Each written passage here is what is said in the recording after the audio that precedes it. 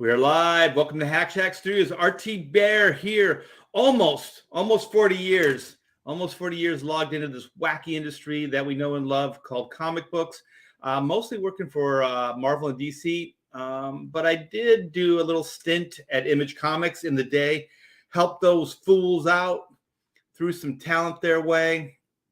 Helped them out. And for that, I got an opportunity to create Black and White, which I'm forever thankful to. Thank you so much, Rob Liefeld.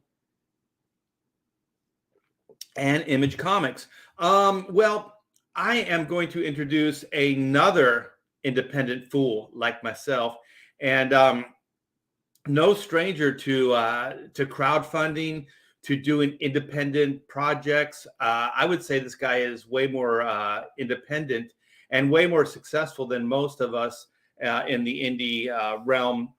I'm going to ask him how long he's been doing it. He's been doing it for a while, putting out his own projects and stuff like that.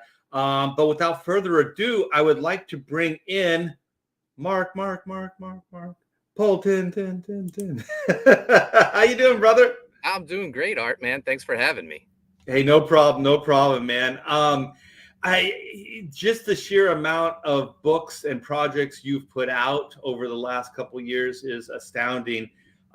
Sometimes I get very, very jealous of people like you because I'm still working on the same one, but it is what it is. So, how many indie projects do you have now? So, Loose Threads and Graveyard Shift, they're like my 15th and 16th campaign on Indiegogo since this whole Comicsgate thing has started. Wow. Have you ever done the math? Like, you know how, like, as we're not just creative, but we're also competitive, and sometimes in a petty way. Have you ever compared yourself to other Comicsgaters? Like, do you have the most independent projects? I'm not sure what the total numbers are. I think I have to be. I would think I'd have to be number one. So I may be wrong, but I like to measure myself up to the other creators. Yeah, we all get that way, right? Like it's Yeah. like, because I remember this was a couple years ago. I think Dan Frega and some other people sent it to me, and it was a list of most prolific artist inkers in the industry, and I was like in the top 10 of them, and I was like, holy shit. And then it lists, because I don't keep track of anything, right? Then it lists how many projects and books that I've worked on, and I'm like, oh my gosh, it's a lot of books. You know what I mean? For me, I just kind of I used to get more like that, where I was looking at the competition and sizing them up, but now I just kind of do my own thing. So when that came my way, I was like, oh wow, that's news to me. But you're a young punk. You're still keeping up with that stuff. You're looking at the competition. You're sizing them up.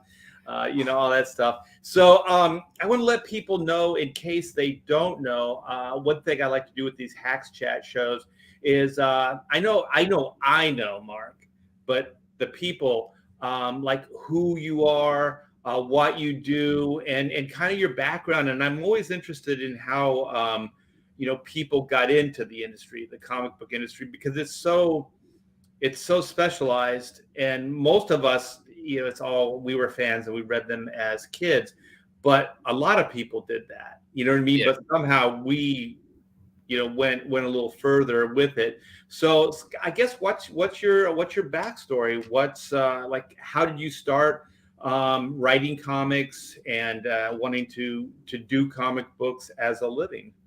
So, G.I. Joe was like my gateway into comic books. I collected the toys, and then when I found out that there was a comic book, I got into that, and that opened my eyes to like all of Marvel and then DC. And from that point on, I knew I wanted to make comic books, but I wanted to be an artist. I wanted to draw comic books. They're the rock stars to me, and when I finished high school, I was like, oh, I'm going to go to art school. And my parents said, you're not going to art school. you already know how to draw. What point would art school be for you? It's a waste of money. Yeah. So they said, go get a degree in something, and then afterwards you can go to art school. And they said, or you could, if you have an open space you can take art as an elective. Well, there was no spot in my schedule for art, but there was a writing class. So I took a writing course, basically just to fill out my schedule because I wanted to get all my classes done by noon. So I took What was your major? What did you pursue? so I started out in accounting, and I was the worst accounting student there was. So I asked my guidance counselor. I said, "Hey, what could I switch over to where I wouldn't have to add any more classes? I could just get by with what I've already taken." And they were like, "Oh, marketing." I was like, "Perfect." So I took marketing. It sort of worked out for me, especially now with selling myself and selling my books. But Right. yeah, I graduated with a degree in marketing, and I started taking writing classes just because they fit into my schedule. And when I graduated high school with this business degree that my parents wanted me to get, the only job I could find was working at a department store as a cashier.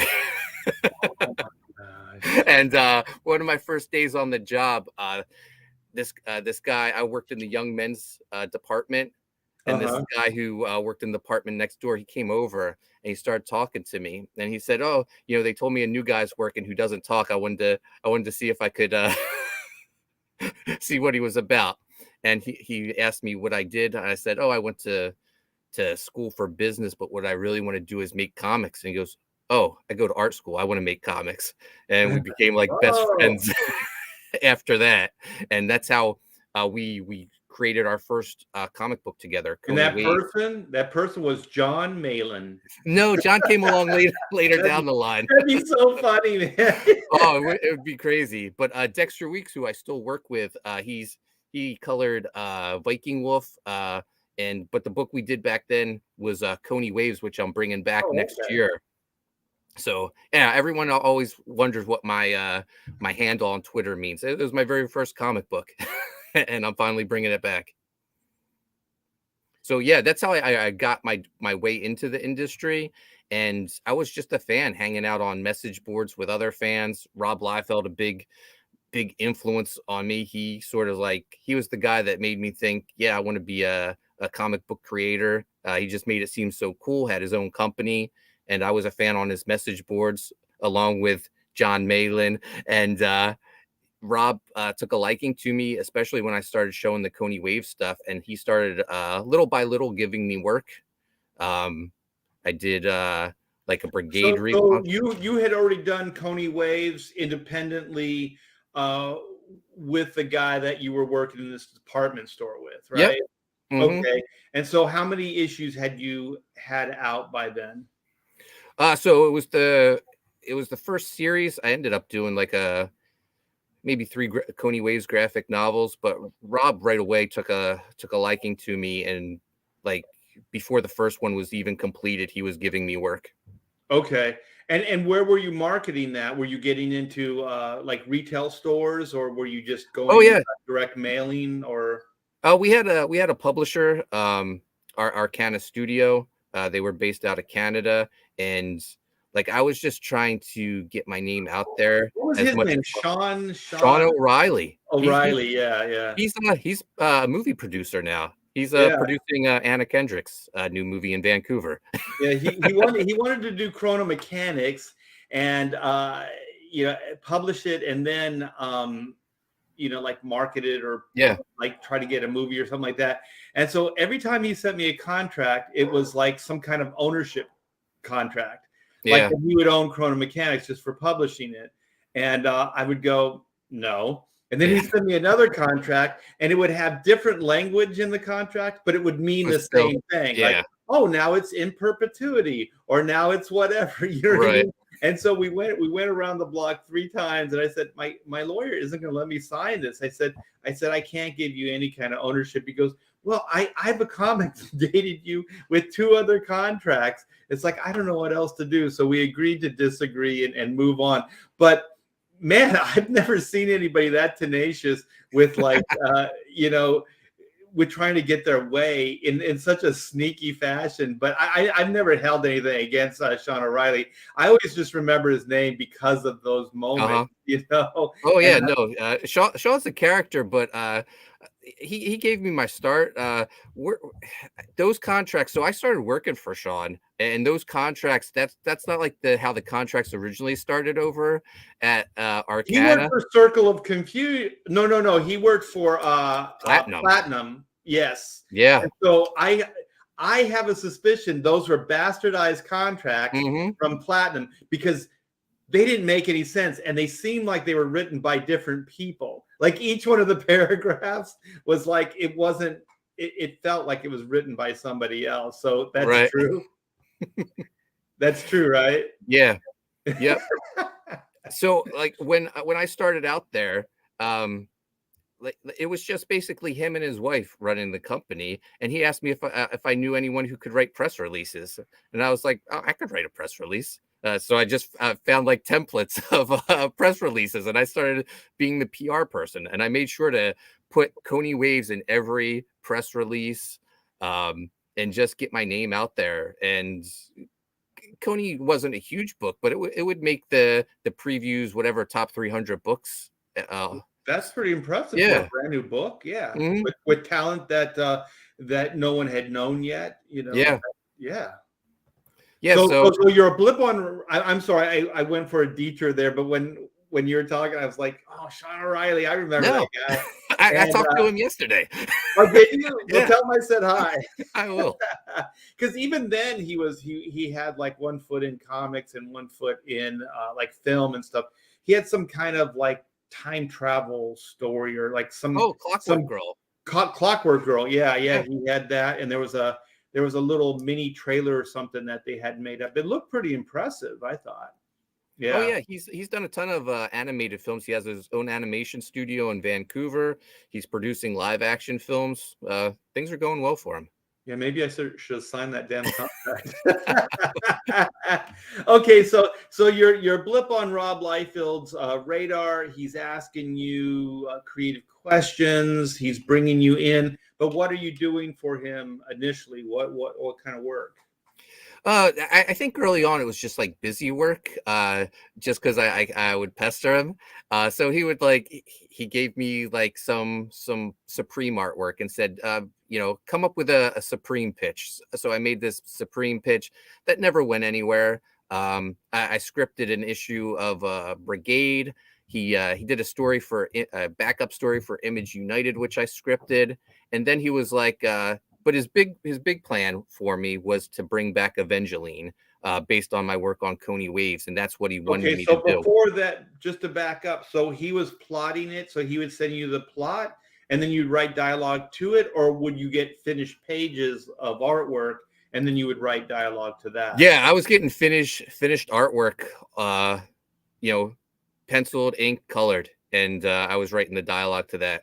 So then you had the plot breakdown. So then you kind of knew what was going on, and then you saw the images, and you could write dialogue to the images. Yeah. Okay. Yep. Basically, how we worked with Hawkman 2 years later. Okay. Oh, we'll get there. Yeah. Okay. So then Evangeline.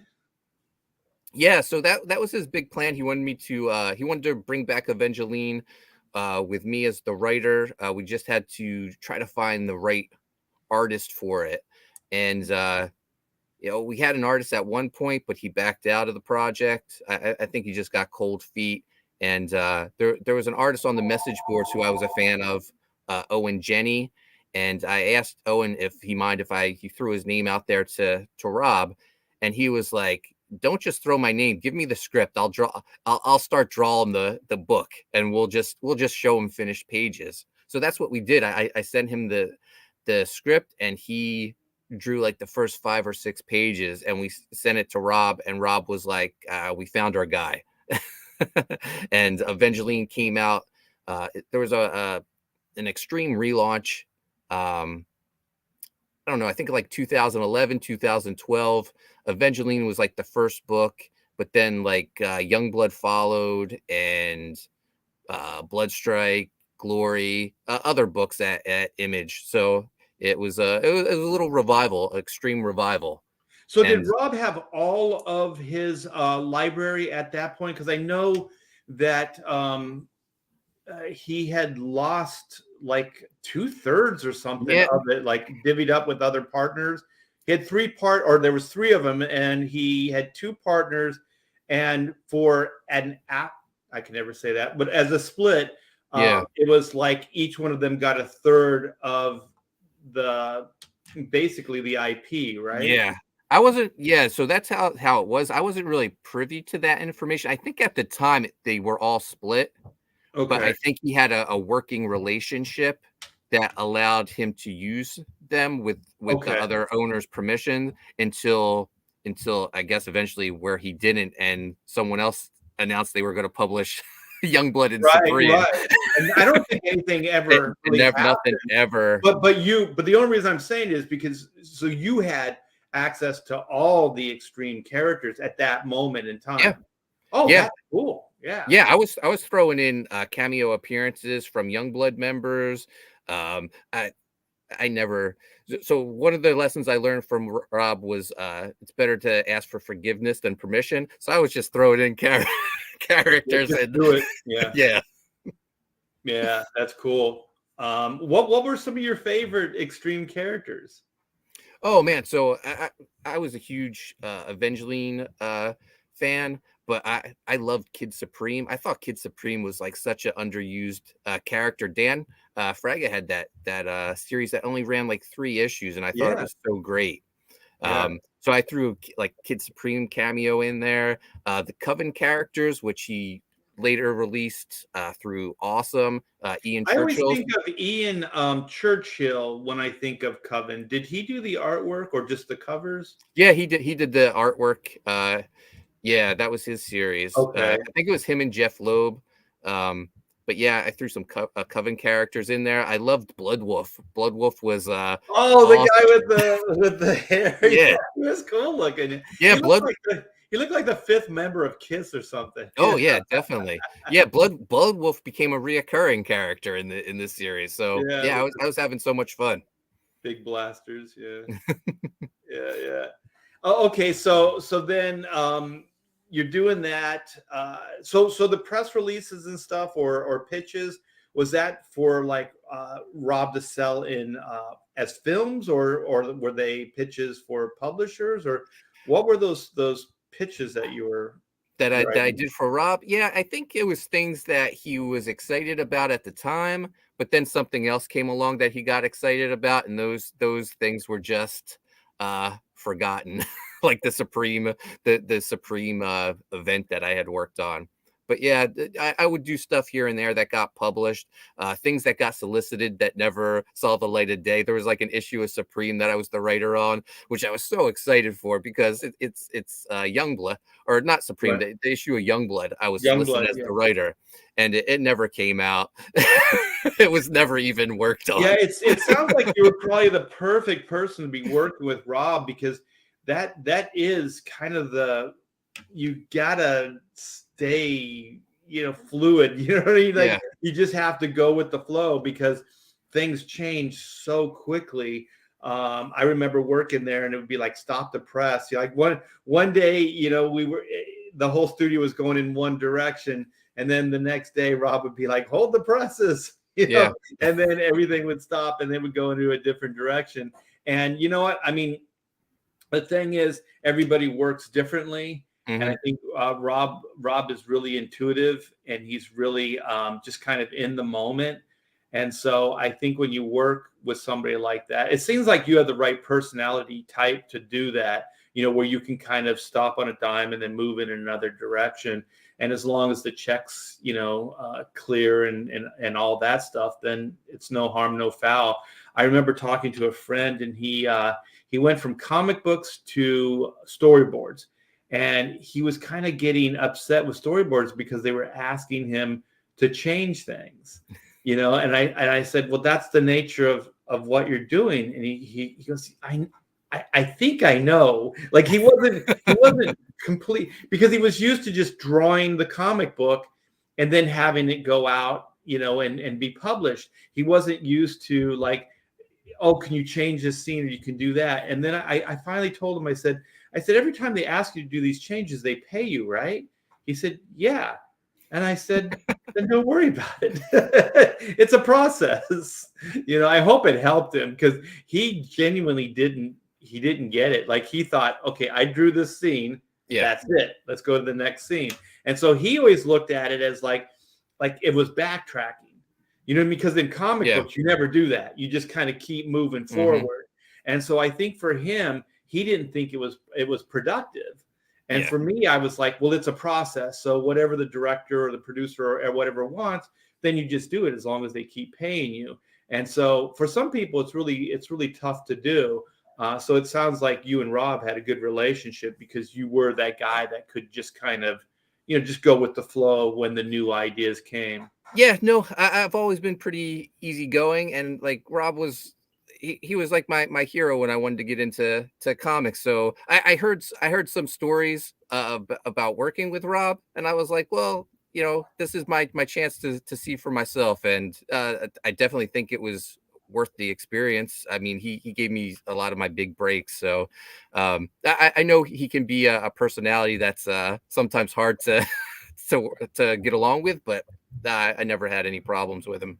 Yeah, I never had any problems with them either. Yeah. I always liked them, and I just thought that there was just a lot of enthusiasm at moments, and so then something would kind of override the other. And as long as it was his sandbox, and we were all kind of playing it, so it's like however you want to run it, I'm okay with. Because I mean, what else can you do? Go work at another studio, I guess. But it was a lot of fun, and when he gets excited, boy, he gets excited. I remember when he pitched me that Cybrid. Remember that character? Yeah. He goes, he's James Bond, but instead of all of his gadgets being external, they're internal, like he is the gadget. And I was all I could think of is in the back of my mind, Inspector Gadget, like it had already been done.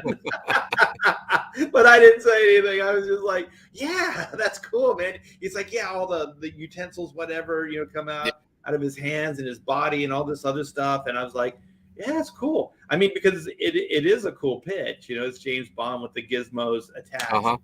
He is the gizmo. But for me, I always just try to acknowledge what came before.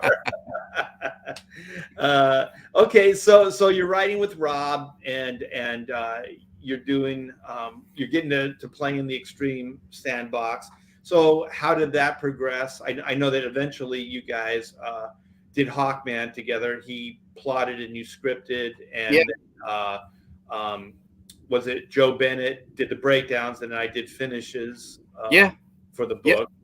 Yeah, I was I've always worked a day job, and I was at the time I was working for a mortgage company. I was checking my email on my phone.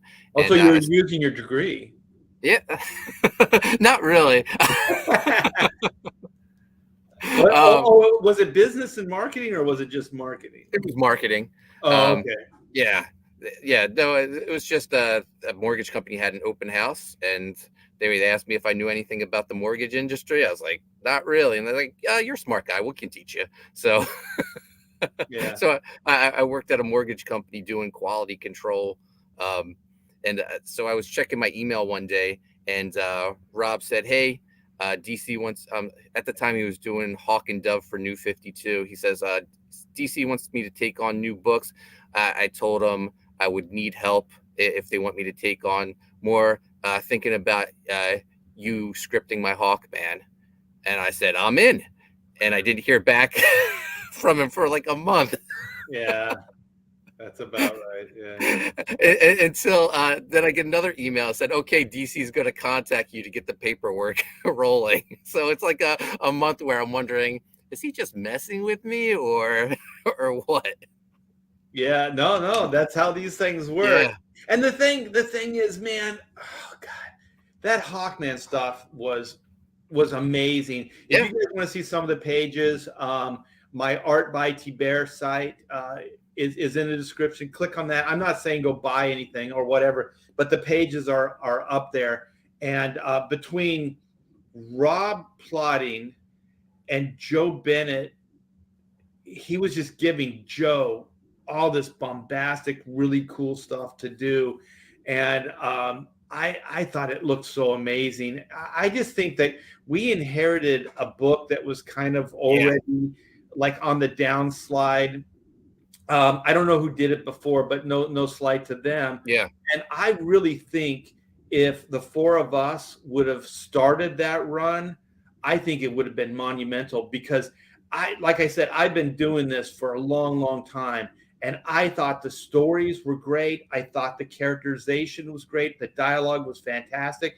Like it was, it was really good, you know. And then the artwork, of course, you know, Joe just like those double Yeah. page spreads and some of those splash pages. Holy shit, man. Yeah, no, Joe's art on the New 52 Hawkman stuff was just amazing. The two of you together, just killer.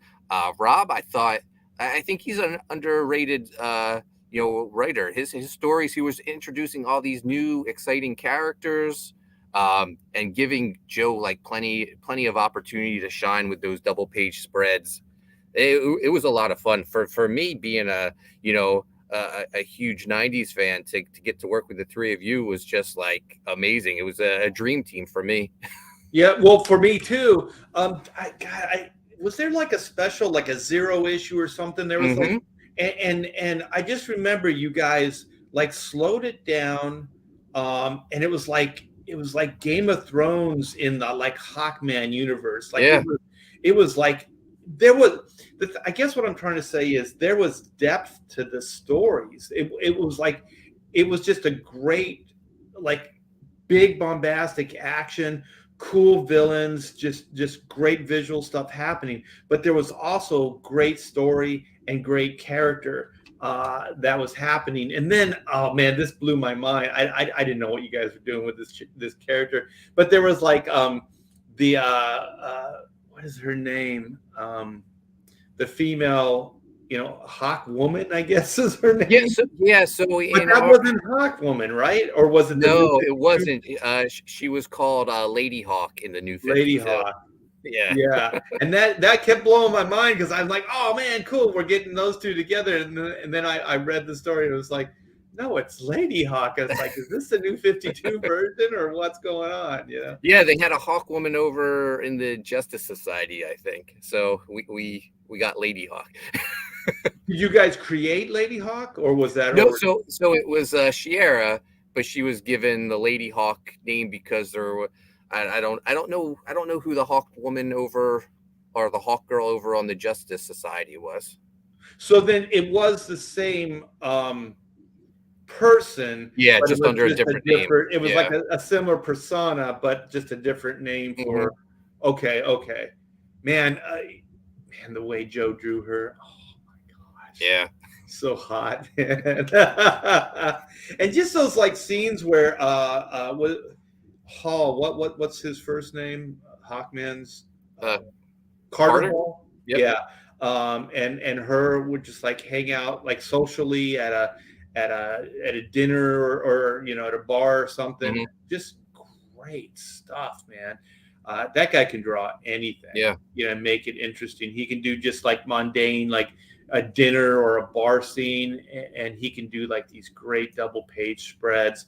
And I think we got robbed. I thought that was a standout book for DC. I really wish they would have got behind it a little bit more.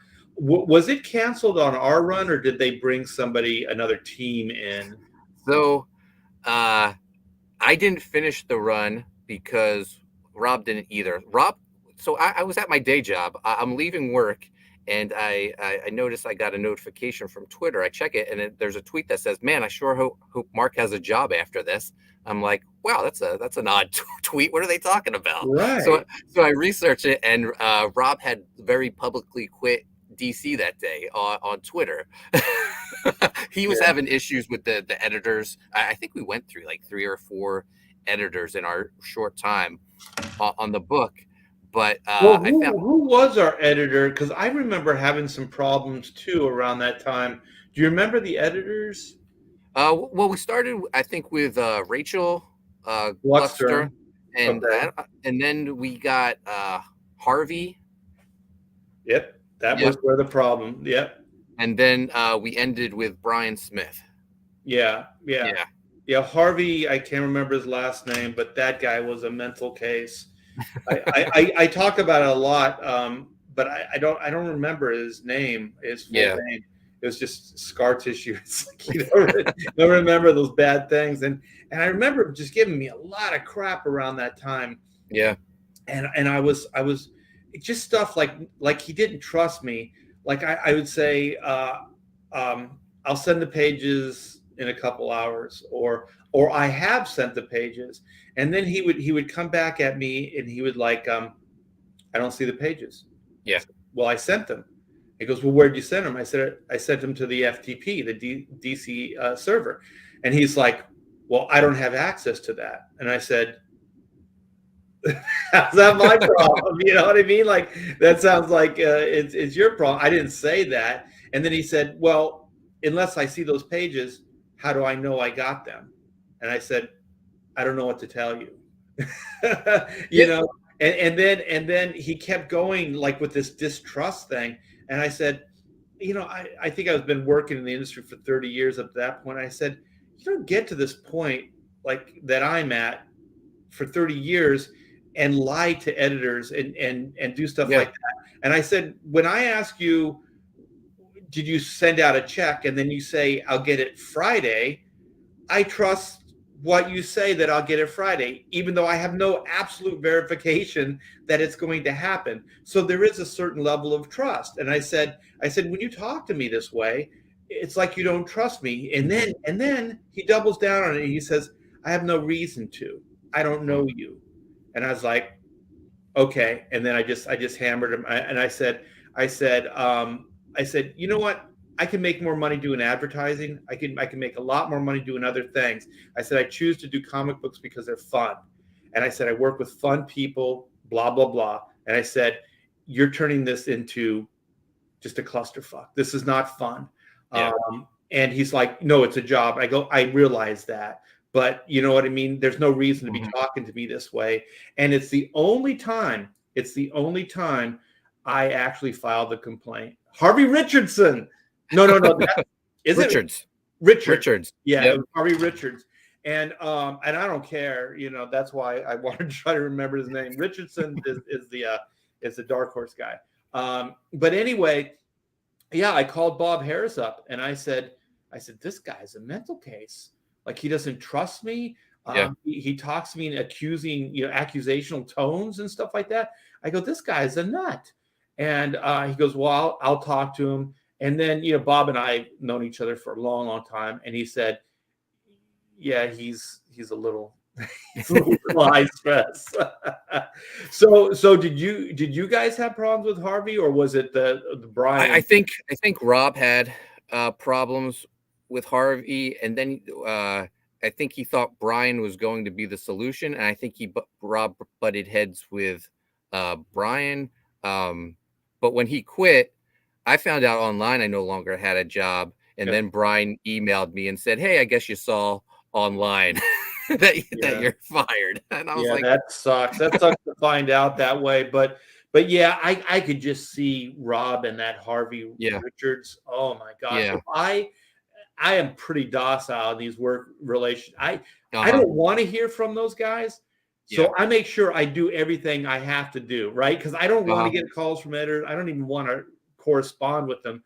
I just don't. I want to just do the work. And so I could just imagine, because Rob has to, have a more of a relationship with these guys, because of story and things like that and content. I could just imagine. Holy shit! If I got into it with this guy, oh my gosh. So I was fired from Hawkman, and then like a day later, Brian emailed me and said, "Hey, I was talking to Mike Martz, and we loved what you and Rob were doing, so we figured we already paid for Rob's stories. Why don't we just have you finish scripting, and we're going to give you, we're going to double your pay." I was like, "Oh what? shit! This is, yeah, that's cool." I was like, "This is incredible." Oh, that's a great shirt. Yeah. And so But this was just out of the blue. Like he's just like, hey man. yeah, we're going to double your pay and you're back on the book. So I was like, fantastic. I got to work on, it was issue 13. And like the very next day, Rob and Scott Snyder started getting in a Twitter battle about like who's selling Batman. Is Batman selling Batman or is Scott Snyder selling Batman? And Rob was like, it's not you, it's the character Batman.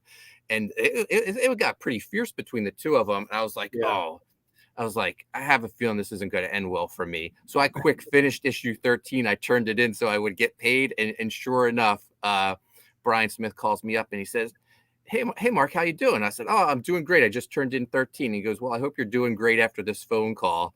He was like, I'm going to just tell you, we had to, we're letting you go. He goes, it's nothing you did. We're just getting back at Rob. But the official reason is miscommunication. I was like, yeah, I don't think Rob's going to care that you fired me. Oh my gosh, you were a pawn. They sacrificed you to see. That's oh my gosh. Yeah. So this ties into where we're going. I was like, we had all these plans for Hawkman. I was like, they're never going to see the light of day. What's going to happen to Hawkman? In fact, like I was writing Evangeline at the time and that was canceled. I was like, I had big plans for Evangeline. What's going to happen? And it hit me like, what happens to comic book characters when their series are canceled? I was like, oh, that's a pretty good idea for a book. And I wrote Loose Threads after getting fired from DC Comics twice in 1 week. Yeah. I've been in those situations and it's like guilt by association. Yeah. And like these editors, these companies always like to throw around professional, be professional, be professional. It's like don't hold pages hostage and blah blah blah and all this stuff.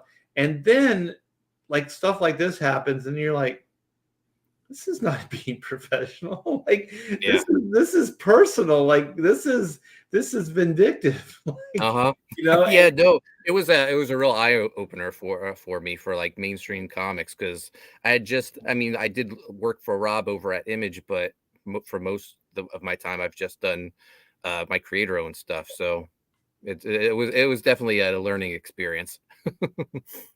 Yeah, it's horrible when you're a victim of that, and you have no recourse.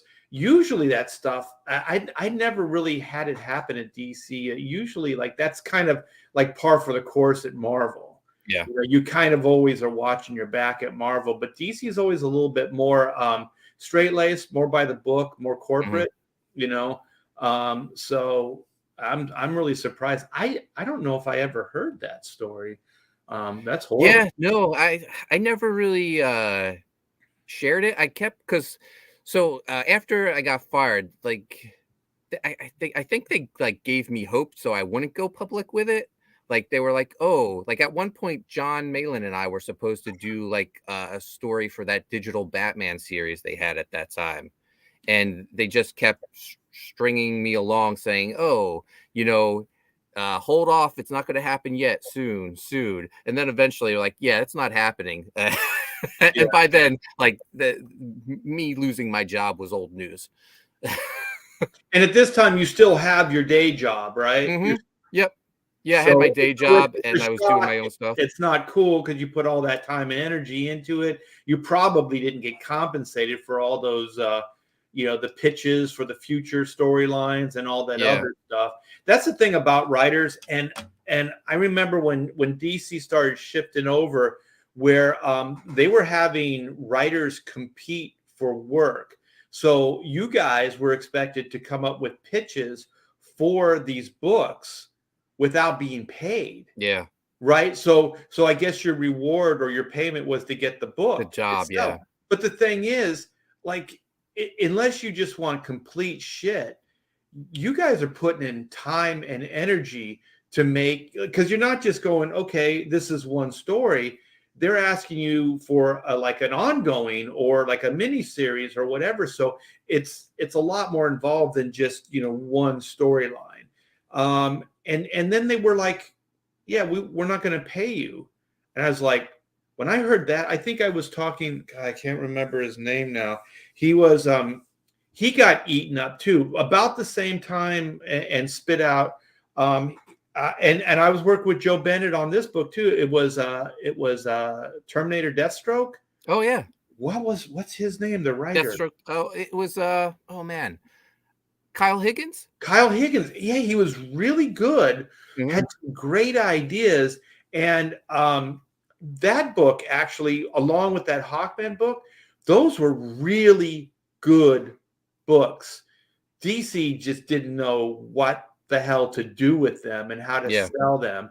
But I remember him talking to me about like just pitching stuff and just basically a grab bag, like just a handful of writers putting pitches together and throwing them out to the editors.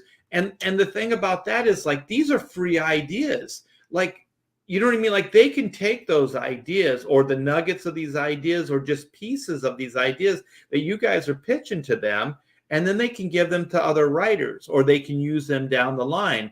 And that is messed up, man. If you're going to ask somebody to write something, even like, for a pitch for the job, you should still get paid for it. Like, I remember I would be asked sometimes, like, oh, well, we need you to audition, for this job.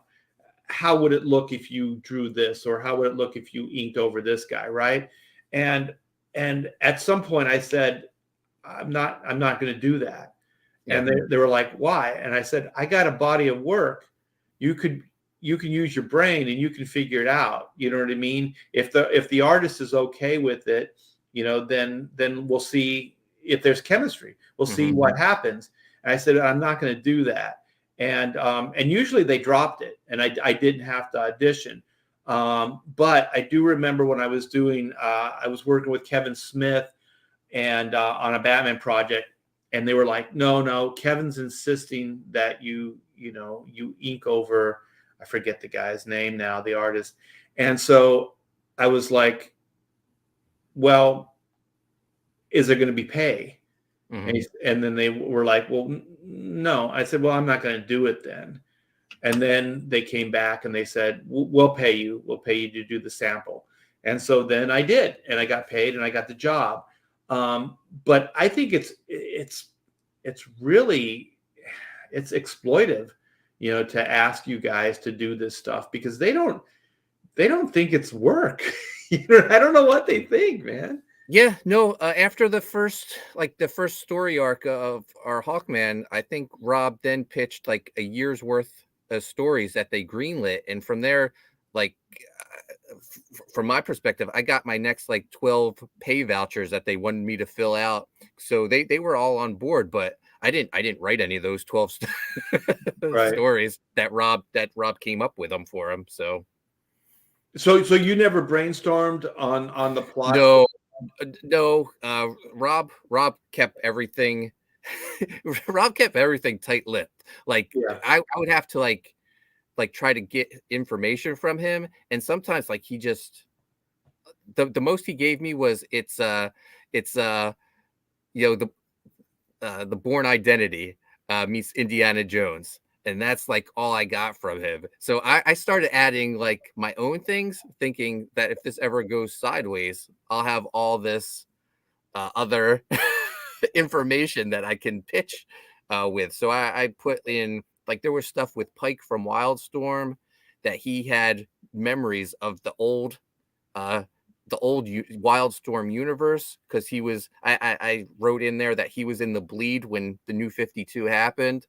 And I was just putting in little details that our main villain answered to these elder gods, which after I was fired, I saw all these things mentioned that I was the seeds I was planting in there. Yeah, it's gotta hurt, man. Yeah. Especially when you're not compensated for it. Yeah, no, it was definitely rough. after losing that job, especially like under the circumstances where I did nothing wrong, and I'm just told, "Oh, we're getting back at Rob. You didn't do anything wrong." Yeah, you're just a pawn. Like Hmm. I remember when I was pitching shows in Hollywood, and when I first started, if they optioned it, there was option money. Hmm. Then somewhere along the line, it became they option for free. And I'm like, and people are still pitching you things? Like, the option money wasn't a lot, but at least it was an acknowledgement of like there's value to this. Yeah, You know what I mean? But then when you say you're not going to pay, you're saying that it's worthless. It doesn't mean anything. It's just one of many pitches that we're going to take, or we're gonna option, and then we're going to move forward. And we have all the goodies. We have everything at our advantage, and we're not going to give you shit. And I'm like, yeah, wow. I think option money could be anywhere between like $2,500 to $20,000, right? Like yeah, that's not a lot of money, when yeah. potentially they could be making millions of dollars. Well, let's hold that thought. Okay, we're on Hawkman, but let's give people uh, some idea of what your new project is and what Loose Threads is all about. Um, so people should be seeing this now. So this is Loose Threads. What happens to your favorite comic book character when their series are canceled?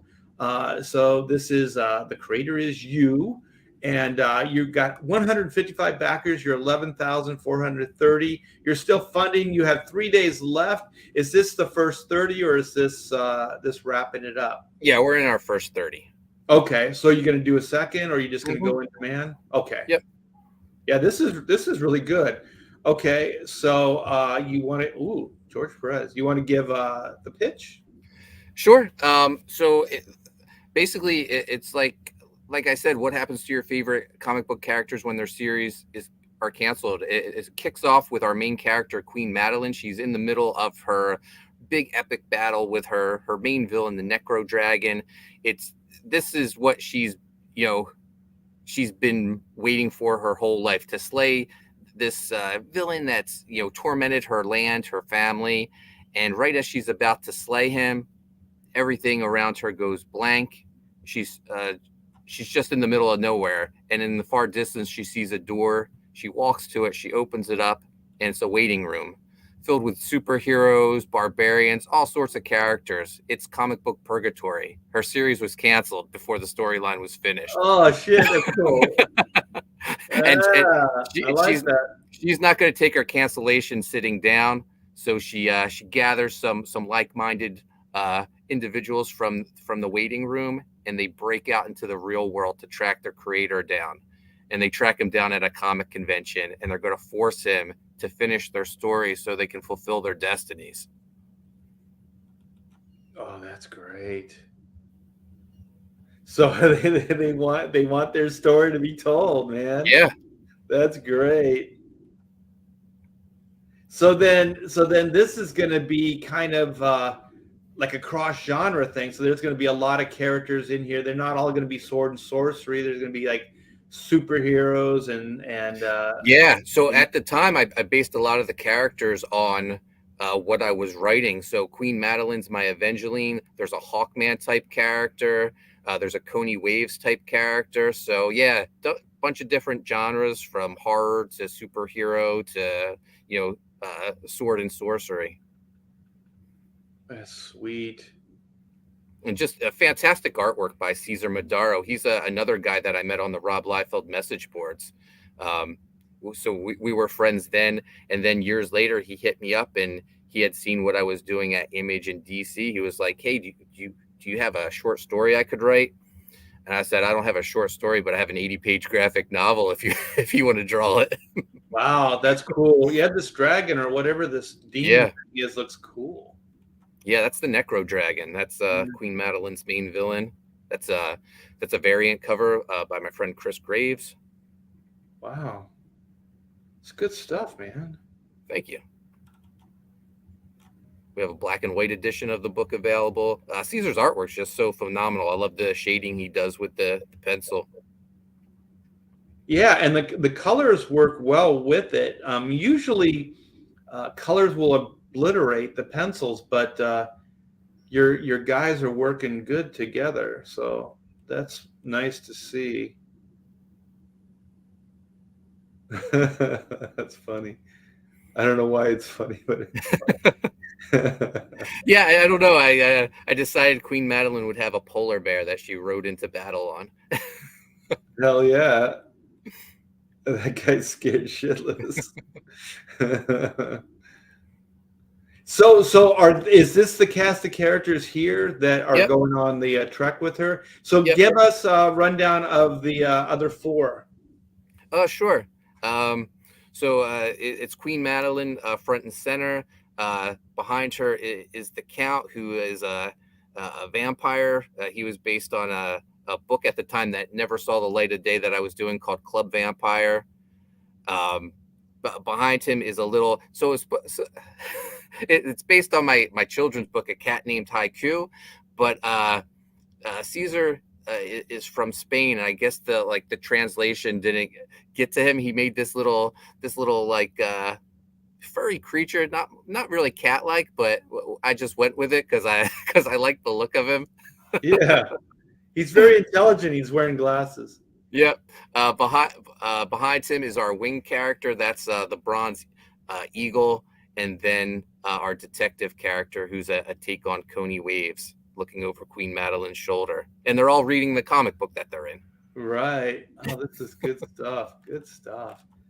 So here's another page. How far long is it? Because this is a big book. This is an 80-page book. It's done.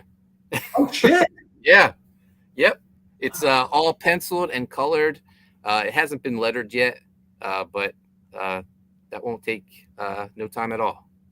There's another reason why I hate you. This sucker's done. Look at this. I mean, this really is.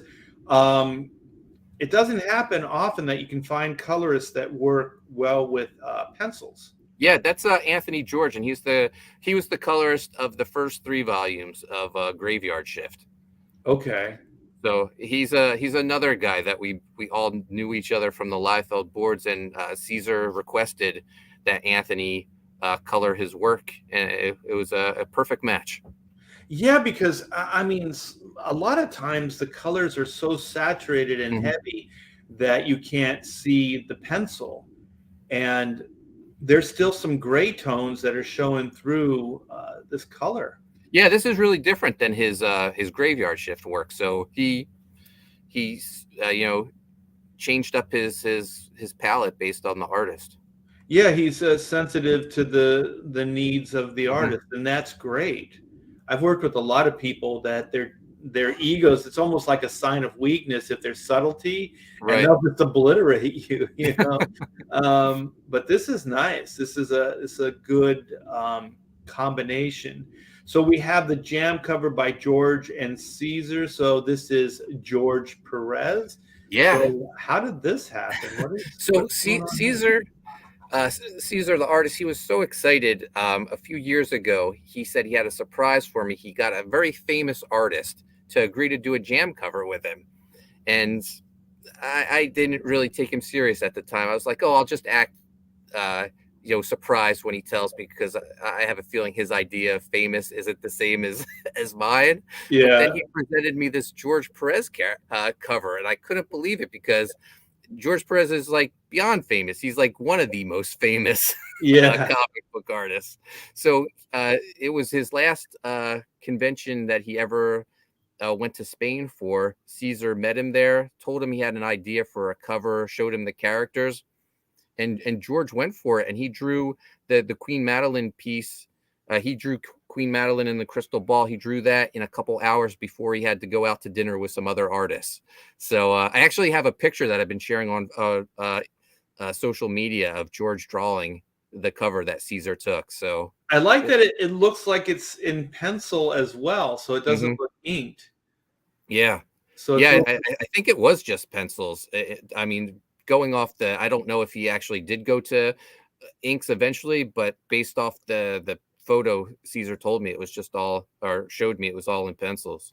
Yeah, so it's really compatible with the style Hmm. of the book. So is this guy Lord? Is this the guy that becomes the dragon? Necro Dragon. Yep. Okay, because they have the same like little gems or Hmm. markings That's a as good eye, Art. the dragon did. There you go, right there. Yep. Oh, sweet. That's cool, man. Yeah, I dig this. So is this the main cover right here? Yeah, that's the main cover, and then my friend Chris Graves did the variant cover, and then we have the black and white cover that's for the black and white edition. Oh, okay. So you that penciled piece where all five of the characters are there Yep. is a cover as well. Oh, very cool. Let's see which one is ooh, Chris Graves. I think people like the George Perez Jam cover though. Yeah, I had a feeling that would be the biggest sell. I had a feeling that would sell better. Yeah. So you got the fun pack. So this is all, well, there's three covers. What is this? So the Light fourth bulb? book, the fourth book is it's called Emerge: The Art of Heather Martin. Heather's a friend of mine who's done pinups for my books, U.S. Assassin. She did something for Loose Threads, Black Owl. And when I heard her story, how she took up art during her battles with cancer, which she's had 6 different battles, I just I don't know. I was a fan of her art to begin with, but I loved her story even more, how she used art as therapy. And I said, I want to publish her art book. So that's part of the campaign. And it's Can you get the art book? Oh yeah, you can get it Yep. separate as well. Okay. Yep. It's 48 pages hardcover, 5.5 by 8.5 inches. So a nice little art book. So that's who this was at the bottom here. This is her right Yep, here. that's her right there. Okay. I got it. All right. It's all coming together. Yeah, these tiers are fantastic. So you guys can get the fun pack, and that's all 3 of the variants and the art book. Yep. And then you can get the variants separately. We need to get some heat on this jam, this Caesar piece here with all the characters. Only one sold. Oh man, the art book is doing well. 26 claimed. Both covers. And then you have so you have the U.S. Assassin 3. So you have this available. Yeah, I added some stuff for my back catalog, some U.S. Assassin books and Graveyard Shift books as well, first printings. Sweet. The 3-pack. And here we go. U.S. So there's 3 U.S. Assassin. How many books are there? So right now there's 3 U.S. Assassin books and 2 collected editions of U.S. Assassin, because there's been spin-offs and stuff too. Dude, you are prolific. That is nuts. Like last time I talked to you, you did not have this many books. So Graveyard Shift first prints. So is this everything up to date? So this is, it doesn't include the supplementals. It's the first 4 volumes, first printing, plus in 2011, John and I released an ash can of Graveyard Shift that we released at Wizard World Philadelphia. So there's only a handful of these left. So I threw that in the set as well. Is that why they're so limited? There's only 5. Mm-hmm. And that's the first book there. Yep. In the upper left corner. Yeah. Okay. I like how it's weird because it's so counter intuitive, the Graveyard Shift covers. Yeah. But what happens is they become so iconic. It's kind of like the Watchmen covers, like they're not really cover worthy. You know what I mean? Like you would never go, oh yeah, this based on this cover, it's going to sell. Although I think your Graveyard Shift covers, and I'm going to say this, are better than the Watchmen covers.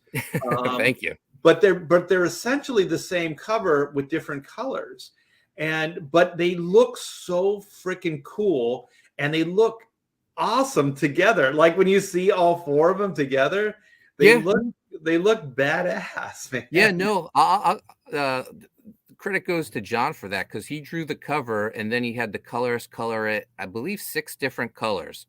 So for the first 6 volumes, it'll be the same cover, just a different color. Yeah, I mean, it becomes Yeah. iconic, Yep. and so identifiable. I just, I know you had these ideas too, Mark. Oh, anyways, I'm going to come back, but you guys, Loose Threads, the link is in the description. I saw some people posting it in the chat. Thank you. Thank you. For doing that. This is Mark Poulton's new project. It sounds like a lot of fun. I would play the video, but I had some problems with sound. I think StreamYards has changed things a little bit. I need to do some education, some edumacating of myself to figure out how to do that. I'm sure the video is great. Actually, if you want to play the video, Mark, if you find it, I can play it through yours. Okay. I want to play the video, but yeah, there's 3 days left for the first 30 days. I'm sure we can get this thing up to 15 before that happens.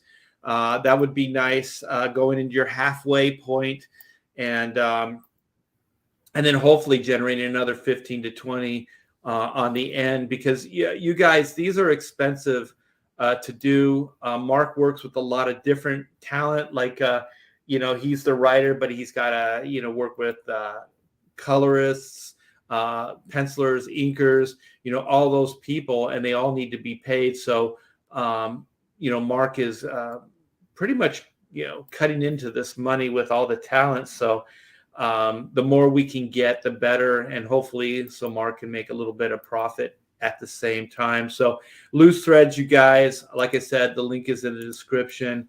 So is this the video here? Yep, here it is. I'll play it right now.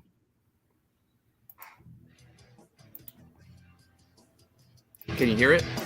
Yes, there it is. Yeah.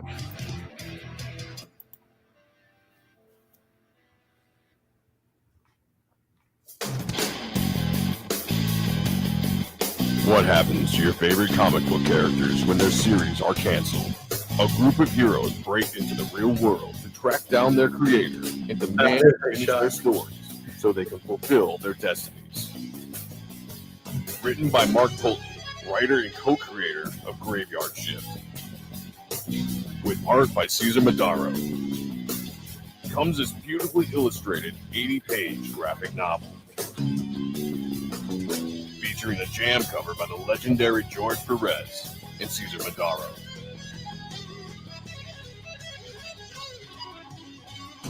Loose Threads. Back it. Only on Indiegogo. Sweet baby Christmas. That was worth it. That was worth it, man. I'm glad we played the video. We got to get some more eyes on this, you guys. If you like what you see, please click the link in the description. Go back this book today. Mark is just trucking along and just hitting home run after home run. I mean, all these ideas that you've been coming up with are fantastic.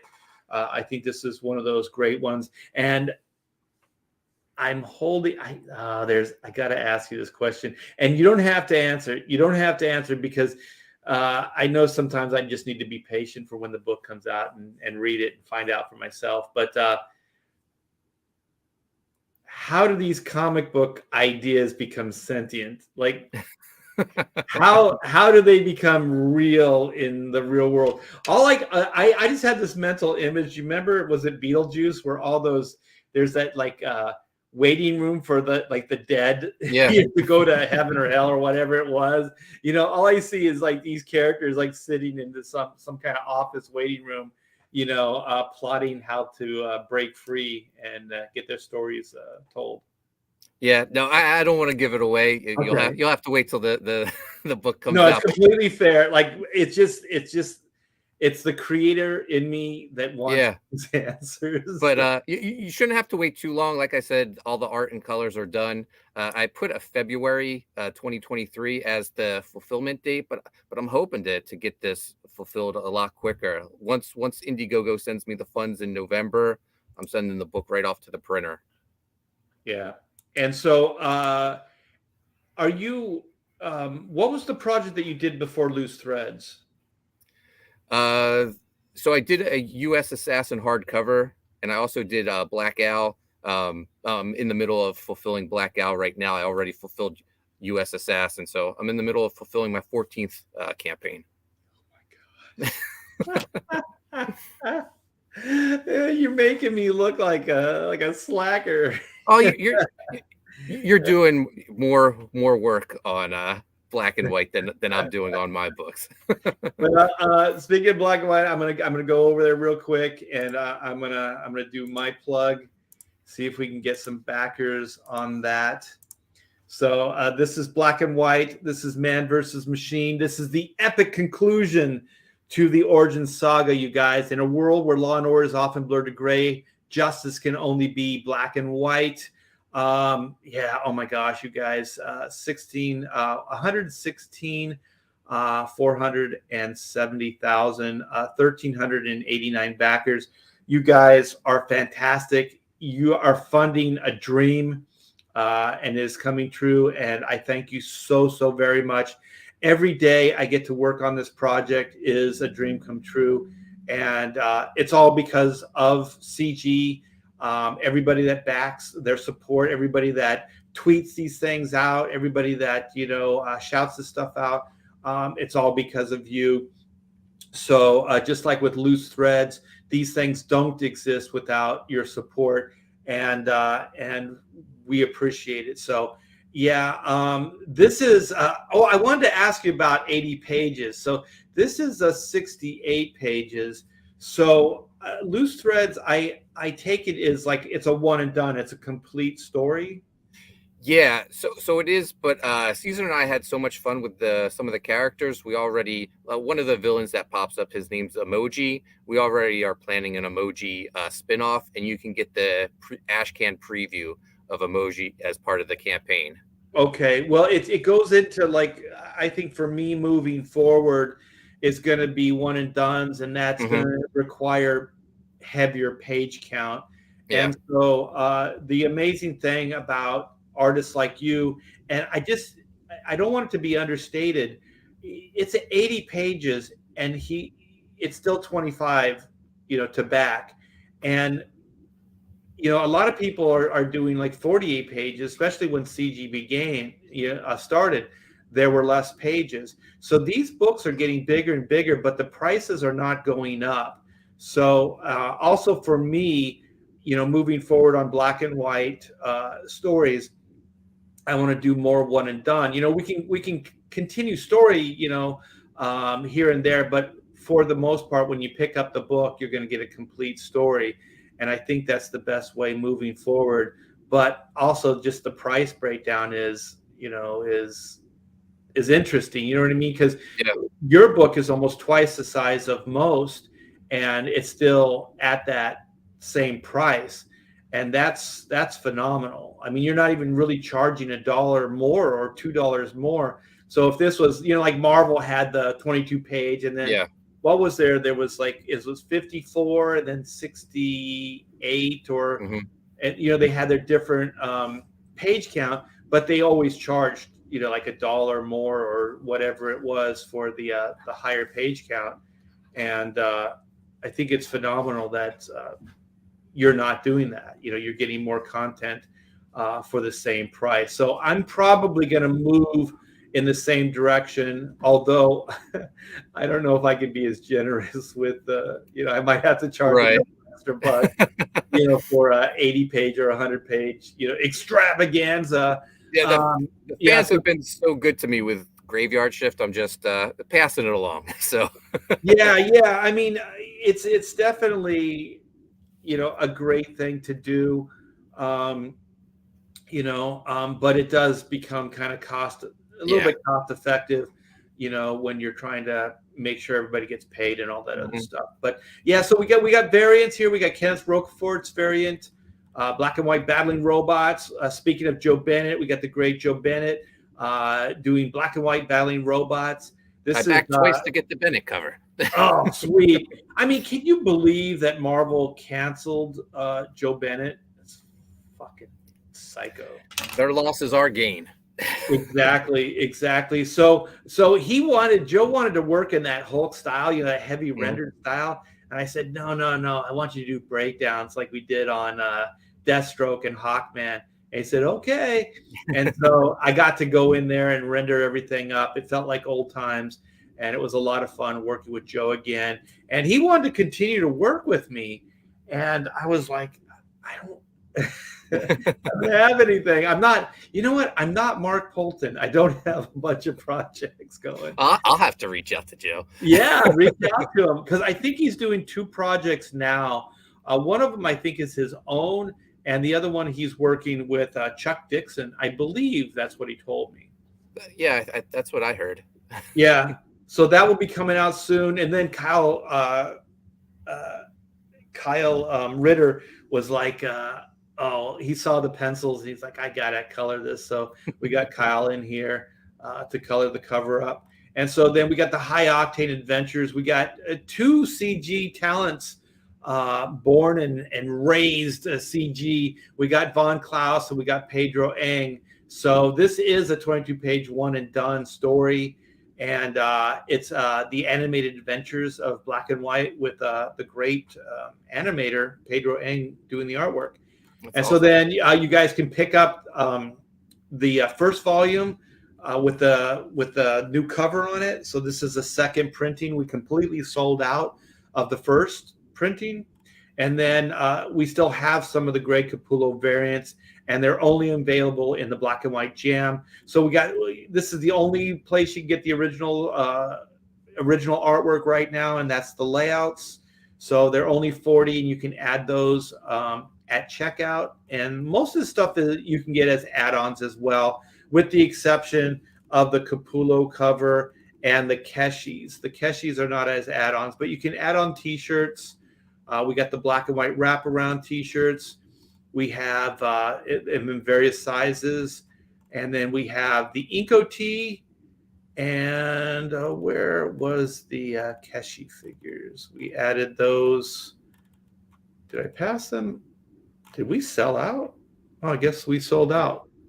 Yeah, so we're gonna put up another. No, I think there was 2 tiers. Wait, hold on. Where's the other?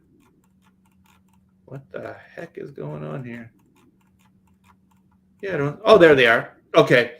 Yeah, so we still have 15 left, and once these are done, that will do it for the Black and White, like black Keshi in black and white Keshi in white. And then after that, we're going multicolor, and the price will go up to $20, which is what Eric wants. He wanted it originally, and I was like, no, we gotta, like what Mark would do. Let's cut him a deal. Let's cut him a deal. So these are very, very limited, you guys. So get in on that. Thank you, Mark, for letting me promote that a little bit. I do want to ask you real quick, because I know I led with this. Okay, Mark Brooks, and this is we're going to end on this, but we're going to try to make it funny. Okay, I know you're a big wrestling fan, right? So, I think we're all kind of in agreement that Mark is probably a little crazy, right? But he brought in wrestling fashion on a live stream the other day. He brought the thunder, it reminded me of a wrestling, what do they call it? Challenge, So how do you feel about that? And should this actually happen? And should we charge for tickets? So I love this as a wrestling fan, not only as a wrestling fan, but as the voice of the CGWF and the undisputed unified world champion of the CGWF. This guy right here. I pulled some strings. I invited Mark Brooks to the Primetime Arena this Sunday at 7 p.m. for the Loose Threads closeout stream.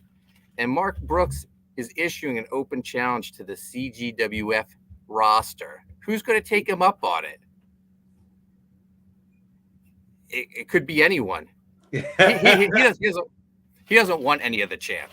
All right. He doesn't want anything to do with it. He doesn't want anything to do with the champ. But there's plenty of other people. I mean, I heard him calling out Ethan Van Sciver. I heard him calling out Gabe Altieb, Shane Davis, John Malin. It could be anyone. we got the biggest roster in all of wrestling. It's got to be one of those 4 guys, though. I mean, Mm-hmm. because the best fights are always personal. So Yep. So the Dread Pirate, he makes his in-ring debut this Sunday, 7 p.m. on Primetime Poulton. It's going to be the biggest night in the history of CGWF. Oh my God. Those things that you guys put together are absolutely fantastic. I love the professional stuff, where you guys have us beating the shit out of each other. I want to thank Mark Brooks for giving me this idea. So thank you, Mark. Yeah, it's going to be fantastic, man. So that's this Friday? This Sunday, 7 p.m. At what time? 7 p.m. Eastern on Primetime Poulton, my YouTube channel. It's the Loose Threads closeout. It's Mark Brooks' open challenge. Who's going to answer it? He's talking the talk. Let's see if he can walk the walk. Well, it's going to be hilarious, man. I can't wait to see that transpire. Is it going to get bloody? It tends to get bloody in the CGWF. We'll have to tune in and find out. Yeah. Oh my gosh, my brain is just going crazy thinking of all the stuff that's going to happen. Yeah. He's the perfect wrestling villain. Yeah, and you know what? He's a real life villain. Yeah. It's so funny because I was just thinking about, okay, so he says, let's throw down at the New York Comic Con, Ethan, blah, blah, blah. And, like in the day, Mark, like guys do shit like this all the time, right? Yeah. Like I worked at Extreme Studios, like these things were a daily occurrence, right? Oh, I've heard stories. Yeah, guys would challenge guys, like step outside, let's settle this like men, and all that stuff. And some very few times anything would ever happen. Most of the time, nothing did. It's just kind of like guys blowing off steam, right? Mm-hmm. But we don't live in that time anymore, right? Like there was a time where you could just go, no harm, no foul. But these fucking SJWs, these retards, have restructured or are trying to restructure society to where you can't discount stuff like this, right? You can't just go, you know what? Mark Brooks was just firing off a bunch of shit just like guys do. You would think an older guy like that wouldn't still be doing that. He would have learned his lesson. It's like what a younger guy does. But anyway, he does it. So then you just laugh and go, nothing's going to come of it, right? But now, like everybody takes everything so seriously. And if the shoe was on the other foot, like if Ethan or John Malin or Gabe didn't even challenge him like this, and he took it as a personal threat. Mm-hmm. Gabe takes a picture and points at his banner, and all of a sudden Mark Brooks is taking this as like a physical like threat, like, oh, he wants to kick my ass. And I'm thinking, no, he's just being funny. Like he's just trying to get a laugh. That's all he's trying to do. And he's trying to push your buttons to see how funny you can be. Like he wants to watch you go off. And the more you do, the funnier it becomes. But the thing is, we do live in a different time. So if the shoe was on the other foot, they would take it seriously. Like if Ethan was a guest of the show, right? Mm-hmm. And Ethan said that, then all of a sudden, Mark Brooks, all the SJWs would go to the New York, Comic-Con people, and they'd go, this guy threatened me openly on a live stream. He's going to be at the show. I'm going to be at the show. I'm fearful that this guy's going to do some bodily harm. So I'm giving you the heads up. I think that we should ban him from the show or whatever, however these things transpire. I don't know how they transpire, but I do know that they do these things. Mark Wade issued a fucking, was it for Zach? Yeah. I think it was a New York show. And he was saying, if you see that guy, you guys tell me, we're going to get his ass kicked out of this show. And for what? Really nothing. So, yeah, it'll be interesting. So, I wonder if Ethan's going to show up at that show, because I don't think it's too far for him to go. But I know if it was closer to Gabe, Gabe would go to the show. Yeah. So being a wrestling fan, what are your hopes with this? I mean, you're wrestling this Sunday aside, but in the real world, what are you hoping for between Mark Brooks and CG? I don't know. I think right now he's just creating plenty of content for us with his. Yeah. I don't know. He's a source of hours of entertainment right now, because everyone's doing their takes on his rant or his meltdown or whatever. So I'm just enjoying it right now. He's the villain of the month. We'll see what happens once his story is over. Well, I'm secretly hoping for a chair to be swung at CG, or that's what I want to see. And then what I want to see is I want to go old school wrestling, and I want the security to pull him away, while he's got the chair and everything. And I want somebody to have video footage of all this. Yeah. And then what I want them to do is pat him down, and then he's got some kind of homemade weapon. Remember, like old school, they would have weapons on them, And so I want somebody to pat him down and find a weapon, and then just like, and then the camera to go in and put a weapon, and then him to get carted out, and then he'll, somehow he'll be like in True. What was that movie called? Liar Liar with Jim Carrey. And when he's getting carted out of the courthouse, he's like, "I'm Jose Canseco." Like I can see Mark Brooks just getting carted off, like CG is a hate group. CG is a hate group. I have a feeling. I'm the hero. I have a feeling he's going to get carted off the Sunday night when the CGWF roster is through with him. Oh yeah. And I'm hoping for an all-star roster in the crowd, like all the CG, personalities watching on, It's going to be great, man. So that's Sunday at, you said 7 Eastern? 7 Eastern, yep. All right. And if you guys are not subscribed to Mark's channel, Mark has a great YouTube channel, so go subscribe right now and check that out. And go back, Loose Threads. The link is in the description. And after that, go and pick yourself up a black and white Man versus Machine copy for yourself. And thank you so much, Mark, for coming on Hacks Chat. Best of luck with all your projects. Thank you, Art. It's always great talking with you. Yeah, it's always a good time, man. So take care, and you guys have a wonderful weekend.